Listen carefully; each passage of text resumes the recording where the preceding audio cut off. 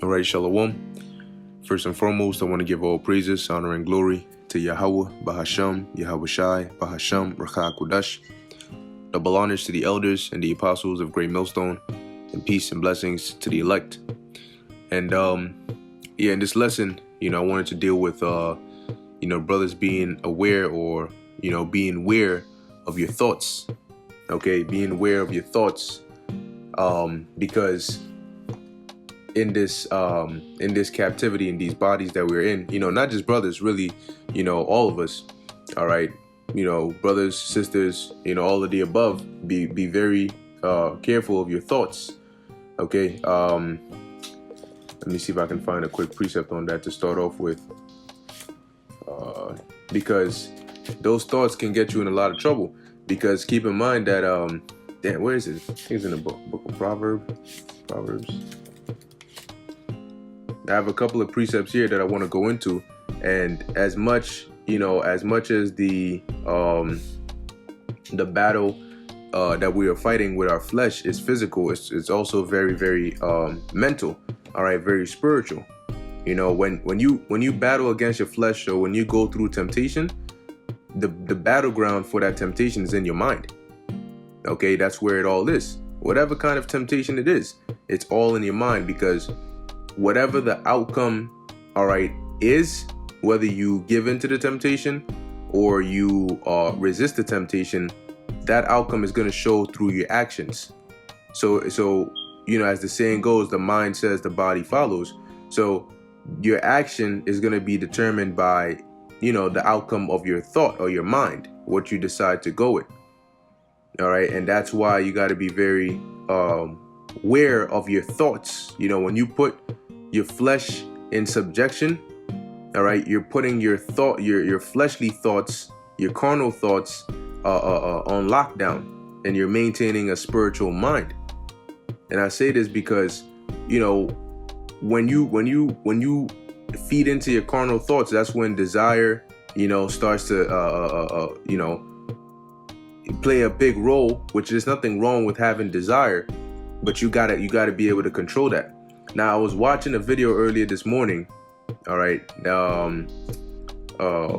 by the elder Apostle Gabar, and he was doing a response to another brother. I believe his channel is GMS Amathia Eyes, and it was dealing with adultery.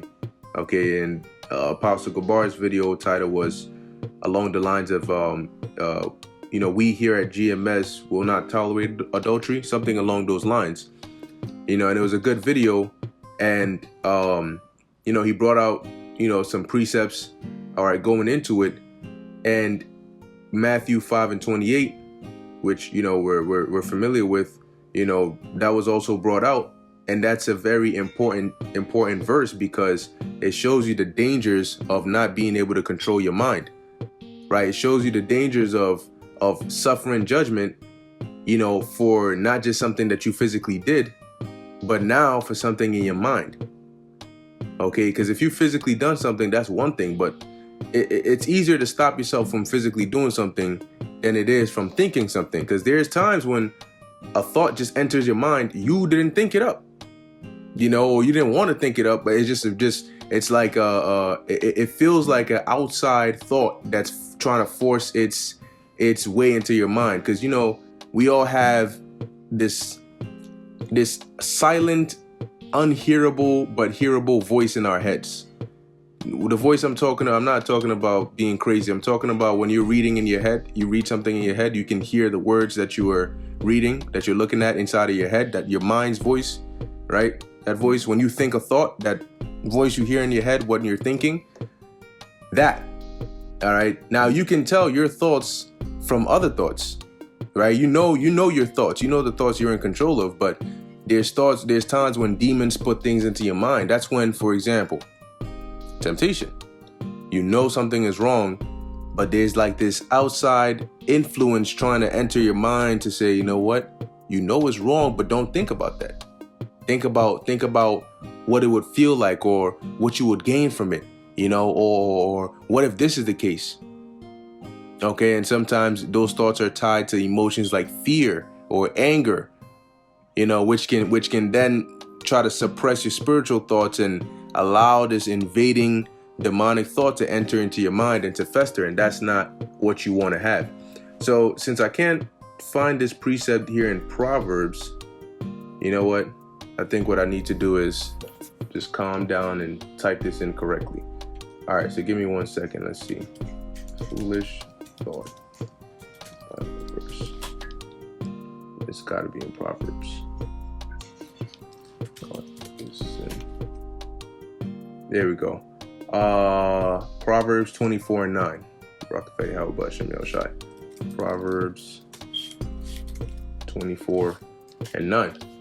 All right, so this is the book of Proverbs, chapter 24, verse 9, because there's people that, there's some people that actually don't think, having a wicked thought is bad, but it actually is.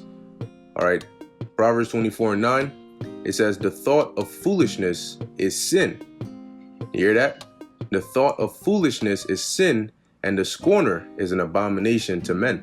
Now, when you look up the word foolishness here, you have, it says here, this is like, they changed up the characters for the Assyrian, made it look a little bit more modern, I guess. I guess this would either be a Aralaf or Awalaf, if I'm not butchering that. But you have here silliness, folly, foolishness. Okay, so the thought of foolishness is sin. So you want to make sure that you're in full control. And sometimes it may not be that, but you feel a wicked thought or something enter your mind that is not right. You got to rebuke that right away. Okay, and sometimes it's different levels. Sometimes it's some wild shit, that you got to force yourself to rebuke that demon, out of your head.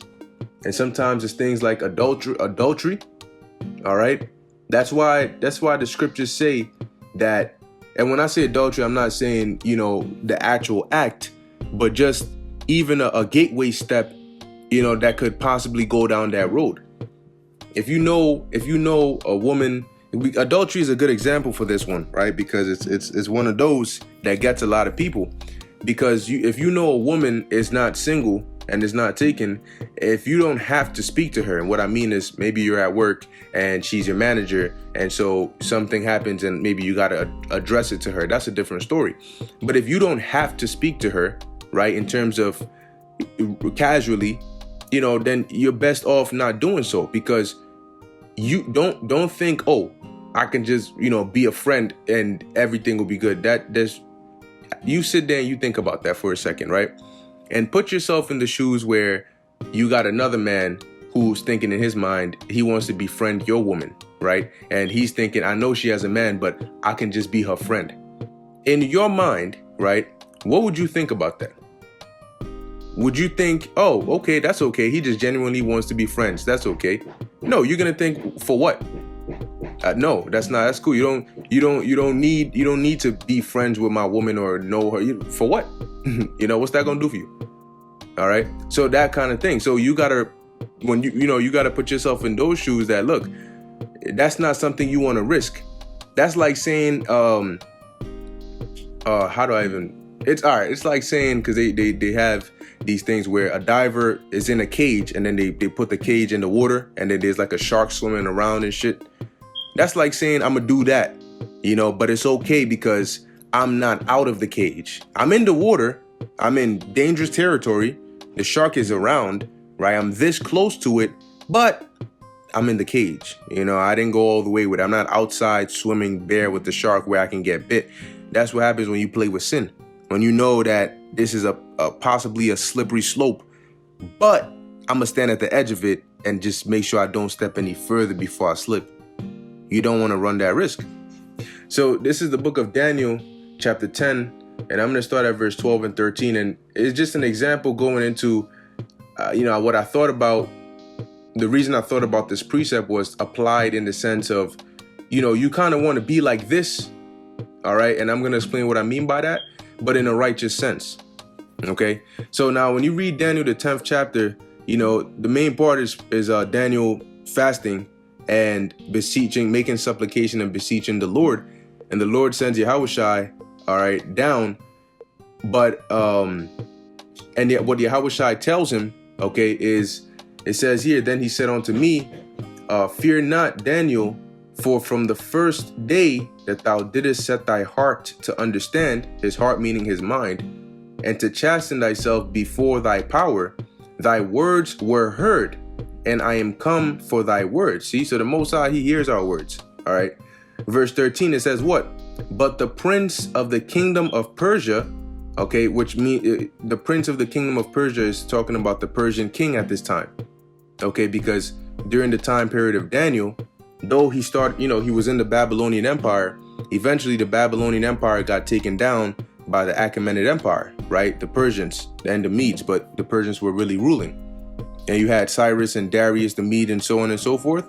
So Daniel is still alive at this time of the Persian king. So the key point that I'm trying to get at is, it says here, but the prince of the kingdom of Persia withstood me 21 days. But lo, Michael, one of the chief princes, came to help me, and I remained there with the kings of Persia. So now what does this mean? Well, the angels, all right, they have different tasks.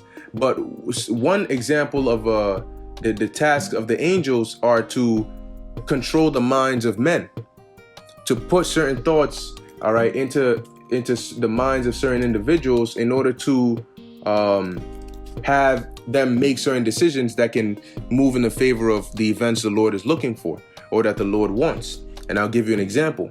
This is the book of Proverbs 21:1. And it says, the king's heart, meaning the king's mind, is in the hand of the Lord Yahweh. As the rivers of water, he turneth it whithersoever he will. So the same way when the Lord sends his spirit down, there's certain thoughts and precepts that just come into your head, and you have angels that are working on your mind as well to put those into your head. And so just like that, you also have individuals, for example, Pharaoh. The Lord hardened Pharaoh's heart. He put them thoughts. He had them angels put thoughts into Pharaoh's mind to still be proud and say no. When Pharaoh wanted, he said, all right, I'm gonna let you go. And then later on he says, nah, I ain't doing it. That's because when he had that I'm gonna let you go thought, the Lord said, nope, change his mind. And they can do that. An extreme case would be when the Lord had Nebuchadnezzar, his mind changed from that of a human to that of a beast. That's an extreme level of it, but your thoughts are controlled by the Lord. As a matter of fact, I'll give you a precept here in the book of Job, chapter, I want to say 33 and 15. It says here, Job 33 and 15, in a dream, in a vision of the night, when deep sleep falleth upon men, in slumberings upon the bed, then he openeth the ears of men, and sealeth their instruction, that he may withdraw man from his purpose and hide pride from man. Okay, and he does this via his angels. So whether it's on the right hand or on the left hand, right? I'll give you one more example. When you deal with Ahab and I believe it was Jehoshaphat, all right, and Micaiah the prophet, as well as the other prophet, Ahab's prophets. And the Lord said, who shall persuade Ahab that he should go, to the battle and die? And the angel said, I'm going to be a lying spirit in the mouth of his prophets. So in order to be a lying spirit in the mouth of his prophets, you gotta put false thoughts into their minds so they can speak it as though, it's true. Okay. So all of that is to say that at the end of the day, the angels, right, under the Lord's command, angels and demons control, influence certain thoughts that you have. So here in Daniel 10 and 13, the angel here was assigned to influence the thoughts of the king of Persia, but the king of Persia had a hard mind. That's what it means by he withstood me 21 days. So it took a little longer to work him, to get him to do what the direction the Lord wanted him to go. Think of it as you being a husbandman and you're driving oxen, right? And the oxen is wild and it's trying to go to the right, but you want it to stay on this path. So you got to poke it, and it's not an easy to control oxen. So you got to really stay on it for a while. Right? So think of it sort of like that. Now, why am I bringing out this precept in particular? Well, I'm saying think of it on the opposite end. The same way this Persian king had a hard mind that it took the Lord, 20 days or 21 days. You want to have a hard mind to where when these demons come to try and work on your mind, they're not able to do that. Okay, they're not able to keep thoughts in your mind, because sometimes they'll try to throw a thought into your head, but don't allow them to keep that thought into your mind. Don't entertain it. Shut it down very quickly.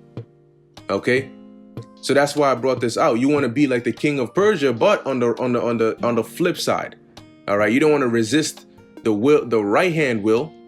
Not that you can, but you don't want to resist positive, righteous thoughts. Instead, you want to resist wicked thoughts. When demons try to work on your mind, you want to be able to withstand them. You want a strong mind so that your thoughts can remain pure, right? So your heart can remain pure.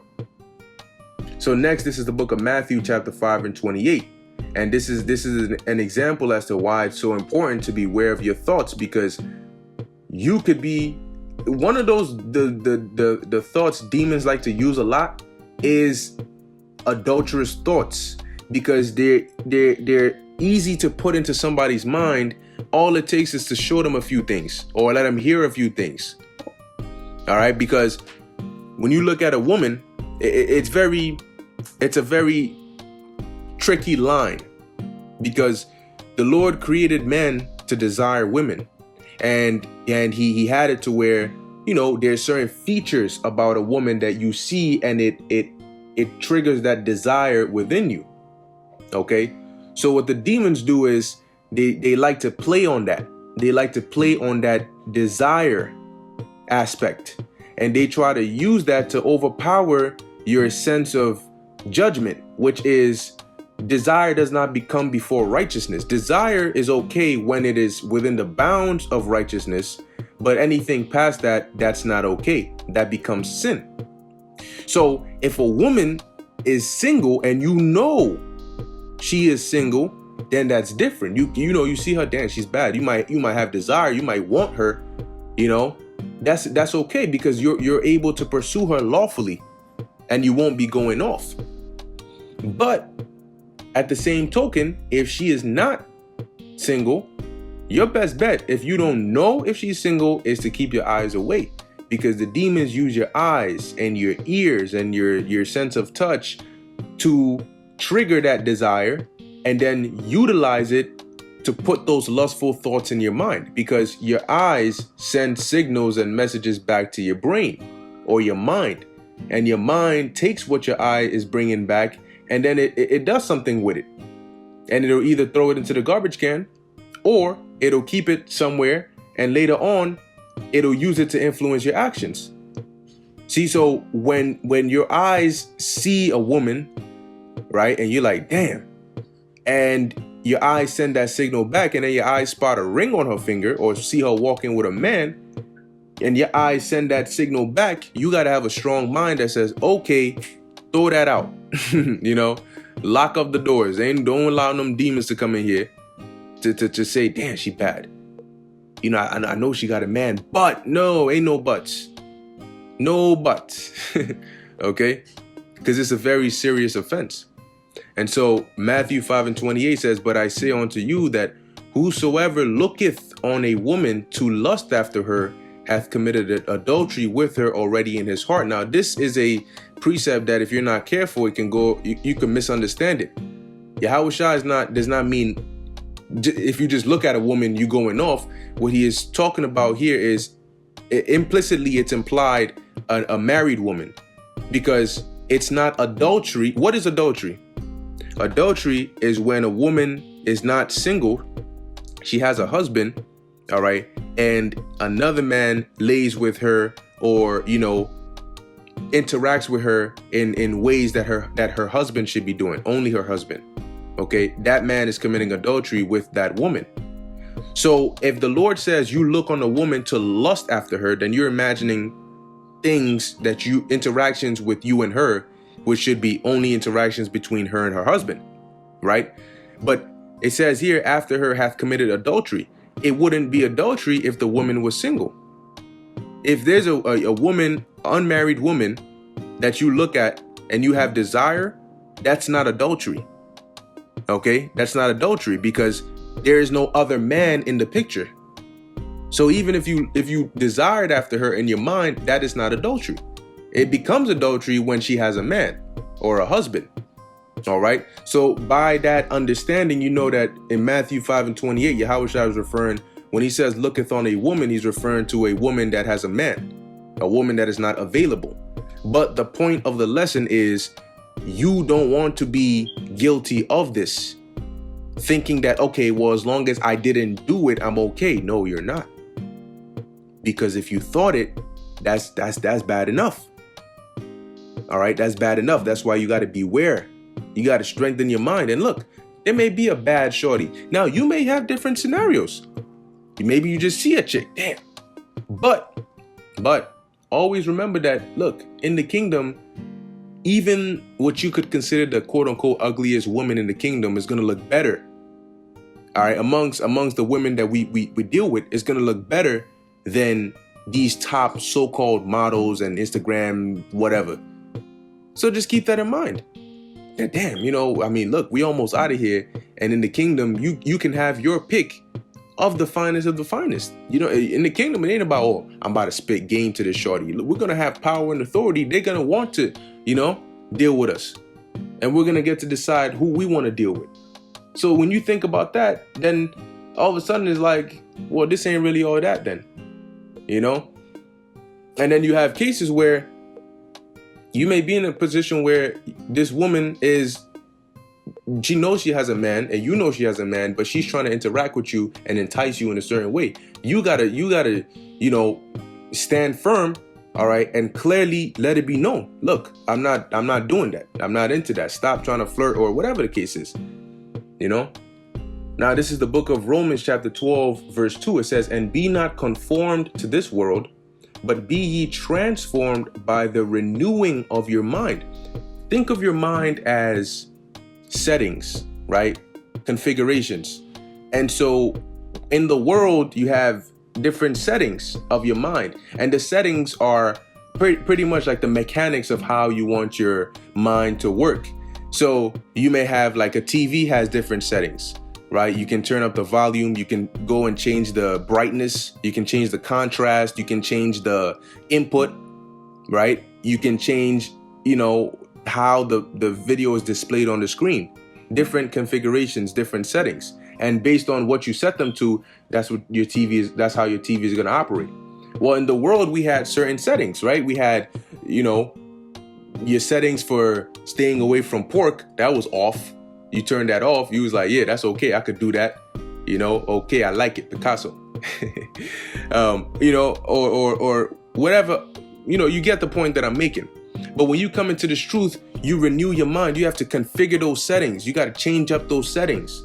So you got to change pork from yes to no. I don't do that. You got to change things that you would have normally been okay with to no, I'm against that.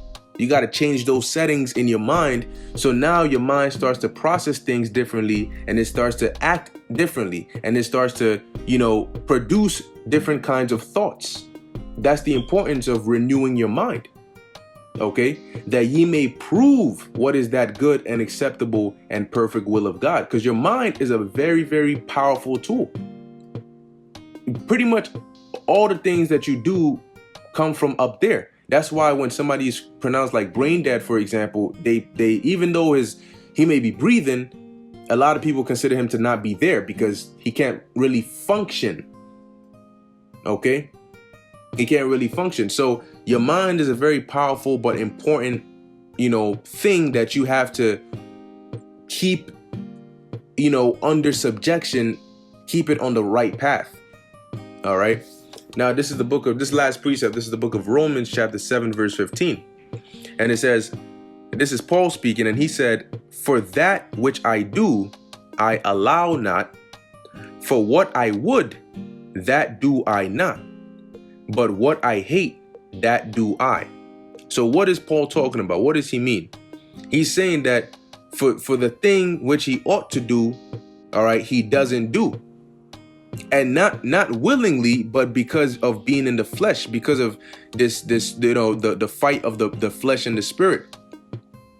Okay, so he says, for what I would, that do I not. For what I would do, or what I would want to do, which is really to be righteous, perfectly, we're not able to do that. Okay, that do I not.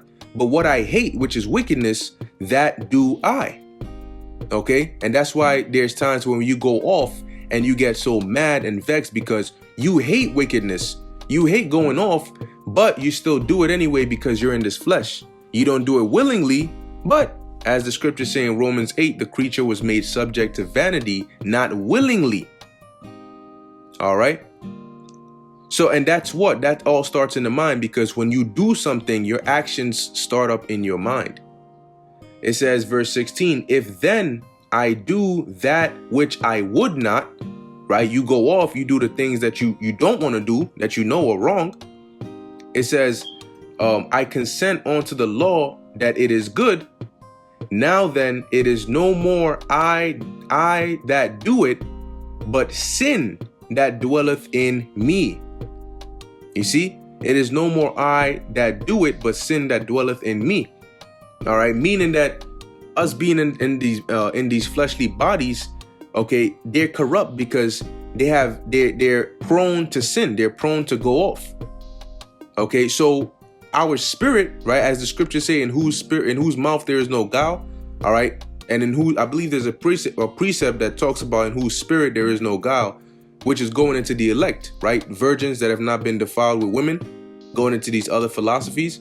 So that's the elect. The spirit of the elect is pure, it's righteous, okay, but sin still dwells in our flesh. So when we go off, for example, you go off on the Sabbath, or you do something that you're not supposed to do and you repent, it's not your spirit that's wicked that wants to do it. It's the flesh that you're in that, allowed that to happen. Okay. So then it is no more I that do it, but sin that dwelleth in me. And you want to limit those as much as possible by, maintaining a sound and spiritual mind and pushing things that influence a sound and spiritual mind, watching the videos, reading the scriptures, praying, and keeping your mind occupied in things of the spirit. All right. And that'll help you maintain a more firm mind, a more disciplined mind. It says here, verse 18, for I know that in me, that is in my flesh, dwelleth no good thing. For to will is present with me, but how to perform that which is good, I find not. Because the flesh wasn't designed to be, this flesh, I should say, wasn't designed to be perfect. That's why it's known as the chains of darkness in the book of Jude and in Peter. Verse 19, it says, for the good that I would do, I do not, but the evil which I would not, that I do. And a perfect example is when you have a wicked thought that comes into your mind, which is something that you don't wish for. It's not something that you desire, but that's something that just comes into your mind and you have to rebuke it. Now, though you rebuke it, the thought has already entered your mind. And sometimes it's like reoccurring and you got to constantly rebuke it. Okay, but remember, it's demons trying to mess with you. So you want to resist it because the Lord knows. He knows your spirit. Like Paul was saying here, the Lord knows that it is not us, but it's the sin that dwells in us, in our flesh. Okay, but we still have to fight it and beware of our thoughts and give no room, to allow demons to be able to come and influence that. Verse 20, now if I do that I would not, it is no more I that do it, but sin that dwelleth in me. All right. And so I'm going to end it there. And I just wanted to go into that lesson, and Lord willing, to be edifying and exhorting onto the elect. In closing, I want to give all praises, honor, and glory to Yahweh, Bahasham, Yahweh Shai, Bahasham, Ruach HaKodesh. And until next time, Shalom.